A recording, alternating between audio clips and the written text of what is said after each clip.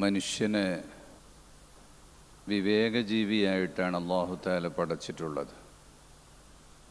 അതുകൊണ്ട് തന്നെ സത്യവും അസത്യവും നന്മയും തിന്മയും തിരിച്ചറിയാനുള്ള കഴിവ് മനുഷ്യനുണ്ട്. അത് പഠിപ്പിക്കാൻ വേണ്ടി ദൂതന്മാരെ അയക്കുകയും ചെയ്തു. മനുഷ്യനോടൊപ്പം മലക്ക് അവനെ നന്മയിലേക്ക് ക്ഷണിക്കുകയും പിശാച് അവനെ തിന്മയിലേക്ക് ക്ഷണിച്ചുകൊണ്ടിരിക്കുകയും ചെയ്യും. പിശാചിൻ്റെ വലയത്തിൽ മനുഷ്യനെ പെടുത്താൻ പലതരത്തിലുള്ള പുതിയ പുതിയ സംവിധാനങ്ങൾ രംഗത്ത് വരികയും ആ ഒരു മിഷൻ എന്നും നടന്നുകൊണ്ടിരിക്കുകയും ചെയ്യും. നാം അതിനെക്കുറിച്ച് വളരെ കൂടുതൽ വിജിലൻ്റായിരിക്കണം, ബോധവാന്മാരായിരിക്കണം. പിശാചിൻ്റെ ട്രാപ്പുകളിൽ പെട്ടുപോകരുത്. മയക്കുമരുന്നിനെതിരെയുള്ള വലിയ കൊടുങ്കാറ്റ് നാട്ടിലടിച്ചു വീശുമ്പോഴും മദ്യം പ്രോത്സാഹിപ്പിക്കാനുള്ള പ്രവർത്തനങ്ങളാണ് ഒരു ഭാഗത്ത് നടക്കുന്നത്. മദ്യവും മയക്കുമരുന്ന് തന്നെയാണ് മദ്യവും. മയക്കുന്ന എല്ലാം അത് നിഷിദ്ധമാണ്. അത് മനുഷ്യന് ദോഷകരമാണ്. ചെറിയ ദോഷം അല്ല, വലിയ വിപത്താണ് ഈ മയക്കുന്ന മരുന്നുകളും ടോണിക്കുകളും ഗുളികകളും എല്ലാം ഉണ്ടാക്കുന്നത്. വീര്യം കുറഞ്ഞ മദ്യത്തിന് ടാക്സ് കുറവ്, വീര്യം കൂടിയതിന് ടാക്സ് കൂടുതൽ എന്ന് പറയുമ്പോൾ വീര്യം കുറഞ്ഞതിനും ടാക്സ് കൂട്ടിയാൽ മതി എന്നല്ല ഞാൻ പറയുന്നത്. മദ്യം പാടെ ഇല്ലാതാക്കുക തന്നെയാണ് വേണ്ടത്. ഇവിടെ വീര്യം കുറഞ്ഞതിന് ടാക്സ് കുറക്കുന്നത് വിമർശിക്കപ്പെടുന്നത് എന്തുകൊണ്ടാണെന്ന് ചോദിച്ചാൽ, വീര്യം കുറഞ്ഞതാകുമ്പോൾ കുഴപ്പമില്ല എന്നുള്ളൊരു തോന്നൽ സമൂഹത്തിൽ സൃഷ്ടിക്കാൻ അത് കാരണമായി തീരുന്നു. വീര്യം കുറഞ്ഞത് കുടിച്ച്, അത് കഴിഞ്ഞാൽ കൂടിയത് കുടിച്ച്, അതും കഴിഞ്ഞ് പറ്റാതെ വരുമ്പോഴാണ് മാരകമായ വിഷങ്ങളിലേക്ക് ആളുകൾ തേടിപ്പോയിക്കൊണ്ടിരുന്നത്. നമുക്കറിയാം, പാമ്പിൻ്റെ വിഷമെടുത്ത് അതിനെ ലഹരിയാക്കി ഉപയോഗിക്കുന്ന മനുഷ്യർ നമ്മുടെ നാട്ടിലുണ്ട്. ചേരട്ടയെയും അതുപോലെയുള്ള നികൃഷ്ട ഇഴജന്തുക്കളെയും ജീവികളെയുമൊക്കെ വാറ്റുചാരായത്തിലിട്ടതിന് മൂപ്പ് കൂട്ടിയിട്ട് കഴിക്കുന്നവരുണ്ട്. അങ്ങനെ ഡോസ് കൂട്ടി മനുഷ്യൻ മത്താവുകയും രോഗിയാവുകയും കരൾ നശിക്കുകയും ആന്തരിക അവയവങ്ങൾ മുഴുവനും ഇല്ലാതായി പോവുകയും ചെയ്യുന്ന വലിയ ഭീകരമായ ഒരു രംഗമാണ് യഥാർത്ഥത്തിൽ ഈ ലഹരിയിലൂടെ വന്നു ചേരുന്നത്. ഇസ്ലാം പഠിപ്പിക്കുന്നത് വകുല്ലു മുസ്കിരിൻ ഹറാം, എല്ലാ ലഹരിയും നിഷിദ്ധമാണ്. വകുല്ലു മുസ്കിരിൻ ഹറാം, വകുല്ലു മുസ്കിരിൻ ഖംർ, എല്ലാ ലഹരിയും, ലഹരിയാക്കുന്ന മസ്താക്കുന്ന ഏതു വസ്തു ഉണ്ടെങ്കിലും അത് ഖംറാണ്. എല്ലാ ഖംറും ഹറാമാണ്, നിഷിദ്ധമാണ് എന്ന് പഠിപ്പിക്കുന്നുണ്ട്. അപ്പോൾ വീര്യം കുറഞ്ഞതിന് ടാക്സ് കുറച്ചാൽ അത് കച്ചവടം കൂടും, അതുകൊണ്ട് വേറെ ദോഷങ്ങളൊന്നും വരില്ല, ആനന്ദമുണ്ടാവുകയും ചെയ്യും, പണം കൂടുതൽ കിട്ടും എന്നുള്ള പലതരത്തിലുള്ള അനുകൂല പ്രസ്താവനകളും ഉണ്ടാകും. ഗവൺമെൻറ്റിന് ഇവിടെ നിലനിൽക്കണമെങ്കിൽ കേരളത്തിൻ്റെ തനതു വരുമാനത്തിൻ്റെ വലിയൊരു ശതമാനം മദ്യത്തിൽ നിന്നാണ് വരുന്നത്. തികഞ്ഞ മാലിന്യം കലർന്ന മദ്യത്തിൻ്റെ വരുമാനം, ലോട്ടറിയുടെ വരുമാനം. എന്താണ് ഈ ലോട്ടറി എന്ന് പറയുന്നത്? പാവപ്പെട്ടവനെ മോഹിപ്പിച്ച് ആരാണ് ഈ ലോട്ടറി വാങ്ങുന്നത്? രാവിലെ മുതൽ വൈകുന്നേരം വരെ അധ്വാനിച്ച് വിയർപ്പൊഴുക്കി കിട്ടുന്ന ഒരു തുക, അതിൽ നിന്ന് കള്ള് കുടിക്കാനും വേണം, ലോട്ടറി എടുക്കാനും വേണം. ഇത് രണ്ടും ചെയ്യുന്നവർക്ക് പിന്നെയോ മാനസിക രോഗവും ശാരീരിക രോഗവും രണ്ടും ഉണ്ടാകും. അതിനെ അവരുടെ ക്യാഷ് തികയുകയില്ല. ഇതാണ് ഈ ആശയങ്ങൾ കൊണ്ട് നമ്മുടെ നാട്ടിൽ നടക്കുന്നത്. ഇതിനൊരു വ്യക്തമായ പരിഹാരം തന്നെ ഗവൺമെൻറ് കാണേണ്ടതുണ്ട്. രാഷ്ട്രപിതാവിൻ്റെ വലിയൊരാഗ്രഹമായിരുന്നു സമ്പൂർണ്ണ മദ്യനിരോധിത രാജ്യമായി നമ്മുടെ രാജ്യം ക്രമേണ മാറണം എന്നത്. അതുകൊണ്ട് തന്നെ ഒരിക്കലും മൃദുമദ്യം ഗാഢമദ്യം എന്ന് പറഞ്ഞുകൊണ്ട് വേർതിരിച്ച് ഇങ്ങനെ സമൂഹത്തെ മദ്യത്തിലേക്ക് അടുപ്പിക്കുന്നതിനോട് യാതൊരു നിലക്കും നമുക്ക് യോജിക്കാൻ സാധിക്കുകയില്ല.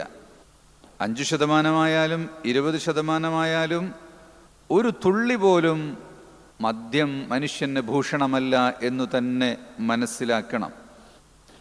ഈ ഇതിനെക്കുറിച്ച് ഇതിൻ്റെ കൂടെ വരുന്ന ഞാൻ നേരത്തെ സൂചിപ്പിച്ച രീതിയിലുള്ള രോഗങ്ങളും ആക്സിഡൻറ്റുകളും കുടുംബ കലഹങ്ങളും ഒട്ടുമിക്ക നാശങ്ങളുടെയും കാരണം മദ്യമാണ്. ഉമ്മുൽ ഖബായിസ് എന്നാണ് മദ്യത്തെ വിശേഷിപ്പിക്കുന്നത്. അത് വൃത്തികേടുകളുടെ അമ്മയാണ് എന്ന്. യസ്അലൂനക അനിൽ ഖംരി വൽ മൈസിർ, ഖുർആൻ തന്നെ പറയുന്നുണ്ട്. മദ്യത്തെയും ചൂതാട്ടത്തെയും കുറിച്ച് പറയുമ്പോൾ അതിൽ ചില ഉപകാരങ്ങളൊക്കെ ഉണ്ട് എന്ന് പറയും. ഖുൽ ഫീഹിമാ ഇസ്മുൻ കബീർ വമനാഫിഉ ലിന്നാസ്. അതേ, ചെറിയ ചെറിയ ഉപകാരങ്ങൾ. സർക്കാരിന് പണം കിട്ടുന്നുണ്ട്, കുട്ടികൾക്ക് ആനന്ദം കിട്ടുന്നുണ്ട്, കച്ചവടക്കാരന് ജീവിക്കാൻ കഴിയുന്നുണ്ട്, അങ്ങനെ ചിലതൊക്കെ പറയാമെങ്കിലും ഇസ്മുൻ കബീർ, വലിയ നാശമാണത്. വ ഇസ്മുഹുമാ അക്ബറു മിൻ നഫ്ഇഹിമാ, അതിൻ്റെ നാശം നോക്കുമ്പോൾ അതിൻ്റെ ഉപകാരം ഒട്ടും പരിഗണനീയം അല്ല എന്നുള്ളതാണ്. ഇതിൽ നിന്ന് തന്നെയാണ്, അതിനെ തുടർന്നാണ് ഇവിടെ അതുപോലെയുള്ള ഒരുപാട് വൈകൃതങ്ങൾക്ക് വേണ്ടിയുള്ള, വിപത്തുകൾക്ക് വേണ്ടിയുള്ള സംഘങ്ങൾ ഇവിടെ നാട്ടിൽ ഉണ്ടായി വരുന്നത്. ഇപ്പോൾ ഓൺലൈൻ സംവിധാനങ്ങൾ വന്നതോടുകൂടി തന്നെ ഓൺലൈൻ വെബ്സൈറ്റുകളിലൂടെയും അതുപോലെ ആപ്പുകളിലൂടെയുമെല്ലാം മനുഷ്യൻ ഒരുപാട് നന്മകൾ നേടിയെടുക്കുമ്പോൾ വിപത്തുകൾക്ക് വേണ്ടിയുള്ള ആപ്പുകൾ നാട്ടിൽ ധാരാളം വർദ്ധിച്ചു വരികയാണ്. ഷീ ക്യാമ്പ്, സ്ട്രെയിൻജേഴ്സ് ക്യാമ്പ്, ഡൈവോഴ്സി സ്കാം എന്നൊക്കെ പറഞ്ഞിട്ട് കച്ചവടക്കാർ പുതിയ പുതിയ തന്ത്രങ്ങൾ ആവിഷ്കരിക്കുകയാണ്. ഓട്ടമില്ലാത്ത ബസ്സുകാരൻ ഒരു ഗ്രൂപ്പ് ഉണ്ടാക്കിയിട്ട് വാട്സപ്പിലൂടെ ഒരു മെസ്സേജ് പാസ് ചെയ്യുകയാണ്, ഒരു ആപ്പ് പ്രചരിപ്പിക്കുകയാണ്. സ്ട്രെയിൻജേഴ്സ് ക്യാമ്പ്, അപരിചിതരുടെ സംഗമം പറയുമ്പോൾ അതിലൊരു നന്മയുണ്ട്. അപരിചിതരായ ആളുകൾ പരിചിതരായി ഒരു സംഘമായി മാറുന്നു. അപ്പോൾ കൂടുതൽ പരിചയക്കാർ ലഭിക്കുന്നു. അത് നന്മയ്ക്ക് വേണ്ടിയാണെങ്കിൽ നന്മ തന്നെയാണ്. ആ അപരിചിതരുടെ സംഗമം, ഇതാ ഒരു ടൂറ് ഉമ്മുന്നാറിലേക്ക് അഗ്നിയുടെ ജ്വാലയിലേക്ക് കടന്നു പോവുകയാണ്. അല്ലെങ്കിൽ ആ പോകുന്ന വഴിയിൽ മദ്യഷോപ്പുകളിലേക്ക്, അതിലാണും പെണ്ണും ഉണ്ടാകും, പ്രായം ഉള്ളവരും ഇല്ലാത്തവരും ഉണ്ടാകും. വേശ്യാവൃത്തി പോലുള്ള ദുർവൃത്തികളിലേക്ക് മനുഷ്യനെ നയിക്കാൻ കാരണമായി തീരുന്ന ഒന്നാണ്. അതുകൊണ്ട് അത്തരം വിഷയങ്ങളെക്കുറിച്ച് വിജിലൻ്റ് ആകണം എന്ന് മാത്രമാണ് ഞാൻ പറയുന്നത്. സ്ത്രീ കൂട്ടായ്മ, സ്വാതന്ത്ര്യത്തിൻ്റെയും മാനസികോല്ലാസത്തിൻ്റെയും വ്യക്തി സ്വാതന്ത്ര്യത്തിൻ്റെയും പല പല പേരുകളും പറഞ്ഞിട്ടാണ് ഈ സംഘങ്ങളെ ഉണ്ടാക്കുന്നത്. അതുപോലെ തന്നെ എന്താണ് ഡൈവോഴ്സീസ് ക്യാമ്പ്, വിധവകളുടെ ഒരു ക്യാമ്പ്. അവരൊരുമിച്ച് കൂടി സങ്കടങ്ങൾ പറഞ്ഞാൽ സങ്കടങ്ങൾ തീരും. പക്ഷെ ആ സങ്കടം പറയാൻ വേണ്ടിയാണോ ഒരുമിച്ച് കൂടുന്നത് എന്ന് ചോദിച്ചാൽ മിക്കവാറും അല്ല. അവിടെ എന്തിനാണ് കല്യാണം? എന്തൊരു കഷ്ടമാണ്, ഭർത്താവിൻ്റെ കീഴിലുള്ള ഭരണമാണ്, ഒരിക്കലും ഇനി ആരെയും കല്യാണത്തിലേക്ക് പ്രേരിപ്പിക്കരുത് എന്ന് പറയുന്ന രീതിയിൽ ആ പാശ്ചാത്യൻ ചിന്താഗതികളെ, സ്വതന്ത്രവാദത്തെ ലോകത്ത് കൂടുതൽ പ്രചരിപ്പിക്കാൻ വേണ്ടിയാണ് ഇത്തരം സംഘങ്ങളൊക്കെ കടന്നു വരുന്നത്. അതുകൊണ്ട് സാധാരണക്കാരൻ ചിലപ്പോൾ അപകടങ്ങളിൽ പെട്ടുപോകും. ഇപ്പോൾ ഈ ഇലക്ട്രിക് പോസ്റ്റുകളിലെല്ലാം കാണാം യൂണിസെക്സ് സ്പാ. എന്താണത്? എതിർലിംഗ സ്പാകൾ. പുരുഷന് സ്ത്രീയും സ്ത്രീക്ക് പുരുഷനും മസാജ് ചെയ്ത് കൊടുക്കുന്നു. അതിനെക്കുറിച്ച് അതെന്താ കുഴപ്പം? ഒരു റെജുവനേഷൻ ഉണ്ടാവുകയില്ലേ, റെജുവനേഷൻ കിട്ടുകയില്ലേ എന്നാണ് ചോദിക്കുക. വേറെ അതിൽ കുഴപ്പമൊന്നുമില്ലല്ലോ. അത് തന്നെ കുഴപ്പമാണ്. ഇസ്ലാമിൻ്റെ ഭാഷയിൽ അതുതന്നെ കുഴപ്പമാണ്. വേശ്യാവൃത്തി എന്ന് പറയുന്നത് കണ്ണുകൊണ്ടുള്ള നോട്ടം, അത് സഹമുമിൻ സിഹാമി ഇബ്ലീസ്, അത് ഇബ്ലീസിൻ്റെ ഒരു അമ്പാണ്. കണ്ണുകൊണ്ട് നോക്കി, നാവുകൊണ്ട് സംസാരിച്ച്, കൈകൊണ്ട് സ്പർശിച്ച്, അടുത്തടുത്ത്, അങ്ങനെയാണ് അവസാനം അത് വ്യഭിചാരത്തിലേക്ക് എത്തിച്ചേരുന്നത്.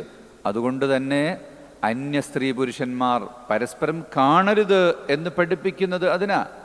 അങ്ങനെയാകുമ്പോൾ തന്നെ റെജുവനേഷനാണ് എന്ന് പറഞ്ഞിട്ട് എന്താണ് അതിലൂടെ ഉണ്ടായിത്തീരുന്നത്? ചെറുപ്പക്കാരായ ആളുകൾ, ഇതൊന്നും അറിയാതെ, കൊച്ചുകുട്ടികൾ പോലും ഒരു ടെലിഫോൺ നമ്പർ കണ്ട് വിളിച്ച് ആ ട്രാപ്പിൽപ്പെട്ട് പിന്നെ ഇതിലെന്താ കുഴപ്പം എന്ന് ചിന്തിച്ച് അതിൻ്റെ അപ്പുറത്തും എന്താണ് കുഴപ്പം എന്ന് ചിന്തിക്കുന്ന അവസ്ഥയിലേക്ക് വരും. ഇങ്ങനെ തെറ്റുകളിലേക്ക് നയിക്കാൻ വേണ്ടിയുള്ള പലതരത്തിലുള്ള കെണികളാണ് ഓൺലൈനിലൂടെയും ആപ്പുകളിലൂടെയും വെബ്സൈറ്റുകളിലൂടെയും അല്ലാതെയുമൊക്കെ നാട്ടിൽ നടമാടി വരുന്നത്, നാട്ടിൽ കൂടി വരുന്നത്. അതുകൊണ്ട് അത്തരം കാര്യങ്ങളെക്കുറിച്ച് നാം വളരെ കൂടുതൽ ബോധവാന്മാരാകേണ്ടതുണ്ട്. ദുർബലരായ ആളുകൾ, വിവാഹമോചിതരായ ആളുകൾ, അവരെ വിവാഹം ചെയ്യപ്പെടണം. വിധവകളെ വിവാഹം ചെയ്യാൻ ഇസ്ലാം പ്രോത്സാഹനം നൽകിയിട്ടുണ്ട്. അതിനാരും തയ്യാറല്ല. അതുപോലെ ഭർത്താവ് മരിച്ചുപോയ ആളുകളുണ്ട്, വിവാഹമോചിതരായ ആളുകളുണ്ട്. അവർ എത്ര നന്നായി ജീവിക്കും?